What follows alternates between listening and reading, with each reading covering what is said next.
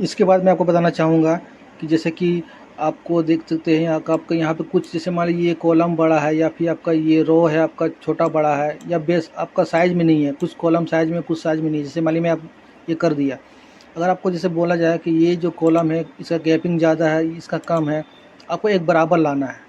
या फिर आपको कॉलम देखिए, ये बड़ा है, ये छोटा है, ठीक है। इस तरह से आपको एक बराबर में कॉलम लाना है या फिर आपको रो लाना है।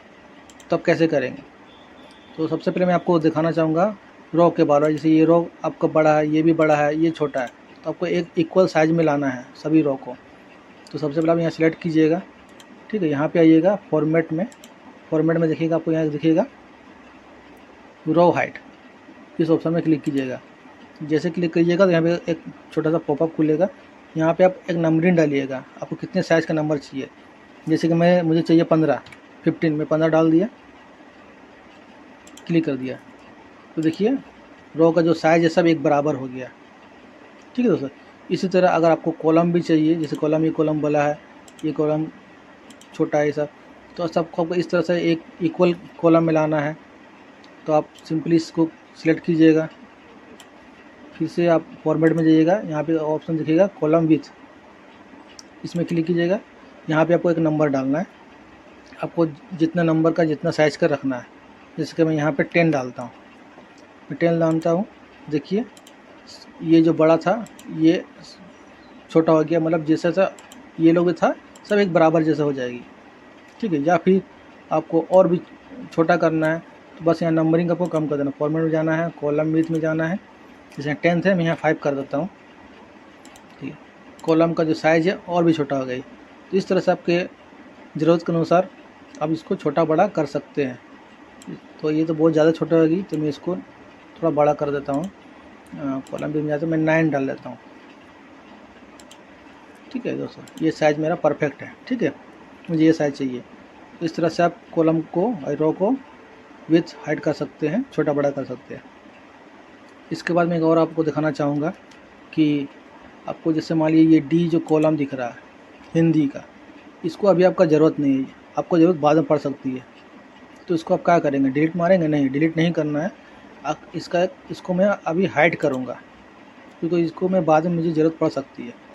तो सिंपली से क्या करना है, डी में सेलेक्ट करना है, डी कॉलम को सेलेक्ट करके इसी तरह फॉर्मेट में आना है, ठीक है। यहाँ पे एक ऑप्शन दिखेगा हाइड एंड अनहाइड, ठीक है। अनहाइड में देखिएगा, जैसे यहाँ पे कर रखिएगा एक और छोटा सा पॉपअप खुलेगा। यहाँ पे आपको क्या हाइड करना है, एक कॉलम है, डी जो कॉलम है उनको आपको, ये डी जो कॉलम है इनको आपको हाइड करना है, मतलब छुपा कर रखना है। तो यहाँ देखिए आपको लिखा है हाइड कॉलम, जैसे यहाँ क्लिक कीजिएगा डी कॉलम जो है आपका हाइड हो जाएगा, देखिए, ठीक है दोस्तों। देखिए ए बी सी डी नहीं है, ई आ गया, तो ये आपका डी जो है यहाँ पे हाइड हो गया है, ठीक है। ये भी आपका इन फ्यूचर में ज़रूरत पड़ेगा तब इसको ओपन कर सकते हैं, ये अभी डिलीट नहीं हुआ। अगर आपको ओपन करना है तो क्या करेंगे, सबको आप सिलेक्ट कर लीजिएगा, ठीक है। इस तरह से पूरा सिलेक्ट कर लीजिएगा, यहाँ पे कर्सर रख के। उसी तरह आप यहाँ पे जाइएगा, हाइड एंड अनहाइड में जाइएगा, यहाँ पे ऑप्शन दिखेगा अनहाइड कॉलम, यहाँ पे क्लिक कीजिएगा, आपका डी कॉलम आ जाएगा, देखिए, है ना। इसी तरह अगर रो भी करना है तो रो को यहाँ पे सिलेक्ट कीजिएगा। जैसे मान लिया आपको 10 नंबर का रो आपको नहीं चाहिए, जैसे रानी का जो है आपको ये अभी दिखाना नहीं, छुपा कर रखना है, तो आप सिंपली इसको सिलेक्ट कीजिएगा, फॉर्मेट में जाइएगा, हाइड एंड हाइड में जाइएगा, हाइड रो कीजिएगा। देखिएगा 5 नंबर कॉलम जो था आपका 1 2 3 4 5 नहीं है 6 है, आपको जो रानी नंबर कॉलम था वो हाइड हो गया। अगर आपको फिर से लाना है तो इसी तरह आपको यहाँ पे कर जाकर सिलेक्ट कर लीजिएगा सभी को, फॉर्मेट में जाइएगा, अनहाइड में जाइएगा, अनहाइड रो, देखिए रानी नंबर का कॉलम आपका यहाँ पे शो करने लगा, ठीक है। ये बहुत ही इम्पोर्टेंट ऑप्शन है दोस्तों, इसको याद रखिएगा और प्रैक्टिस करते रहिएगा, ठीक है। इसके बाद मैं आपको बताना चाहूँगा सीट के बारे, जैसे कि आप यहाँ पर देख रहे हैं 1 2 सीट नंबर 2 1 1 1 का 2 दो सीट है, मतलब ये नाम दो है लेकिन आपको एक जैसा दिख रहा है। अगर आपको बोला जाए कि सीट 1 है, यहाँ पे सीट 1 है, लेकिन यहाँ पे बगल में 2 लिखा हुआ है, यानी कि सीट का 1 का कॉपी है ये, इसका नाम चेंज करना, मुझे रीनेम करना। तो आप कैसे करेंगे। तो सिंपली जिसको करना है वहाँ पे आपको क्लिक करना है। जैसे मुझे करना, मुझे इसको क्लिक कर लिया। क्लिक करने के बाद इसी तरह मैं फॉर्मेट में जाऊँगा। फॉर्मेट जाने के बाद यहाँ एक ऑप्शन दिखेगा रीनेम शीट, ठीक है। रीनेम शीट में क्लिक कीजिएगा। यहाँ पे आपको ब्लिंकिंग करने लगेगा। सिंपली इसको यहाँ पे डिलीट कीजिएगा। यहाँ पे आपको जो भी नाम देना है जैसे दे सकते हैं। मैं देता हूँ शीट 3, ठीक है। ये शीट 3 नाम हो गया, ठीक है। तो ये आपका ये छोटा सा ऑप्शन बहुत अच्छी काम आएगी। अगर आपको ये तो आप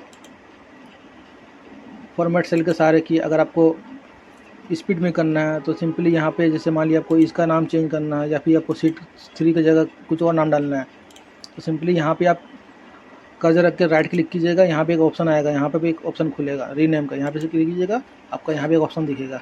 आप फॉर्मेट सेल से भी कर सकते हैं, यहाँ से भी कर सकते हैं और राइट क्लिक से भी कर सकते हैं। जैसे मैं मुझे आपको यहाँ पे चाहिए शीट 4, मैं शीट 4 कर दिया फिर उसको, ठीक है दोस्तों। उसके बाद अगर आपको एक नई शीट चाहिए, ठीक है, जैसे कि आप देख रहे हैं ये 3 शीट में मैं काम कर रहा हूँ, मुझे आपको एक और शीट चाहिए, ठीक है दोस्तों। जैसे कि ये शीट मैं इसको 3 कर देता हूँ फिर से। आपको शीट 4 चाहिए, ठीक है। तो आप शीट को इंसर्ट कैसे करेंगे, तो चलिए दिखाता हूँ। आप जैसे कि यहाँ पे 1 शीट है, 2 शीट है, 3 शीट है, तो आपको चौथा नंबर शीट भी चाहिए। तो आप यहाँ पे क्लिक करके रखिएगा, इस शीट को खोल कर रखिएगा और इसी तरह फिर आपको फॉर्मेट में जाना है, ठीक है। फॉर्मेट में जाने के बाद आपको यहाँ दिखेगा मूव एंड कॉपी शीट, ठीक है। इस तरह से आप शीट को कॉपी कर सकते हैं, ठीक है।